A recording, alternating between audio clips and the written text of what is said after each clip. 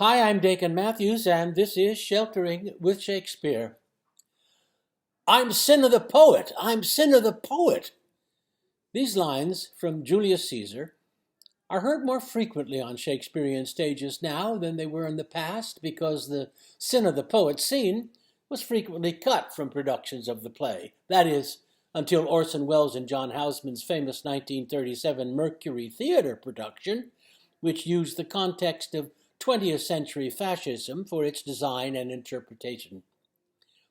And Cinna, in that production, was played more than 83 years ago by our own Norman Lloyd, still alive and vital today as I record this. In the Welles production, as in Oscar Eustis's recent controversial Shakespeare in the Park production, the innocent poet was killed by the police merely because he had the same name as one of Caesar's assassins.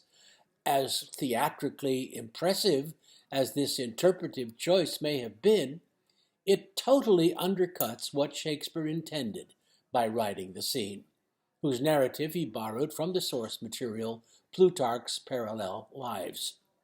In both the source and the text of the play, Cinna is set upon and killed not by the authorities, but by a riotous mob incited by Mark Antony's famous funeral oration. And we can look at Shakespeare's handling of this sequence of events for his insights into just how incitements and riots are connected, and perhaps for the answer to a very modern question: is the inciter of a riot guilty of the death and destruction that the riot causes?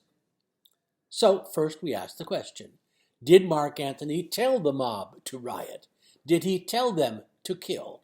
And the answer has to be no, he did not specifically instruct the mob to act in any specific way. Indeed, throughout the speech, he tried to insulate himself from any guilt that might stick to him in the aftermath by saying things like, "Let me not stir you up to such a sudden flood of mutiny," and, "Oh, masters, if I were disposed to stir your hearts and minds to mutiny and rage, I should do Brutus wrong and Cassius wrong, who you all know are honorable men."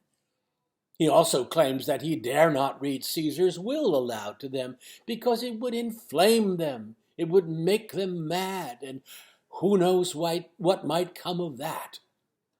Of course, he does later read the will to them, knowing full well the exact effect it will have. And while he would not and could not stir them to mutiny because he says he lacks the verbal skill to do so, if he were a gifted speaker like Brutus, he could ruffle up their spirits and even move the stones of Rome to rise and mutiny. This is not long after he reminded them that they were not stones and far more likely to be moved. So, what do we learn? Don't look to the words which Antony deliberately and cleverly uses to give himself, through heavy doses of irony and sarcasm and denial, legal deniability. Look to his actions and his intentions. And especially, once clearly knowing the violent intentions of the mob, seek, burn, fire, kill, slay, when he stops them momentarily, not to discourage their violence, but to inflame them further by reading the will.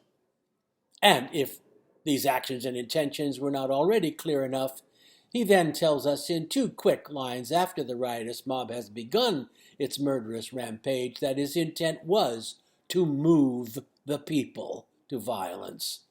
And more explicitly, when he is for a moment alone on stage, he tells the precise truth. Now let it work. Mischief thou art afoot. Take thou what course thou wilt. So, what lesson can we learn? What is Shakespeare's insight?